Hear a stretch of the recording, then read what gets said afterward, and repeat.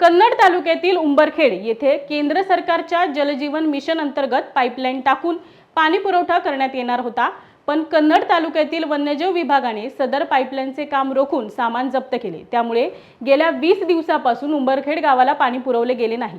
तसेच येथील विहिरीतील पाणीही आटल्यामुळे गावकऱ्यांपुढे पाण्याचा मोठा प्रश्न निर्माण झालाय। त्यामुळे संतप्त गावकऱ्यांनी आज वन्यजीव विभागाच्या कार्यालयावर हल्लाबोल करत जप्त केलेले सामान परत करण्याची मागणी केली।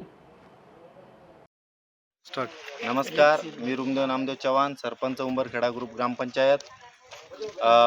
मागे 20 दिवसापूर्वी आमच्या गावासाठी केंद्र सरकारची योजना आहे जल जीवन मिशन। या योजनेच्या माध्यमातून आमच्या गावाला पाणी पुरवठ्यासाठी जी पाईपलाईन करण्यात येत होती, त्या ठिकाणी वन विभागाच्या अधिकाऱ्यांनी ती पाईपलाईन आमची अडवलेली आहे।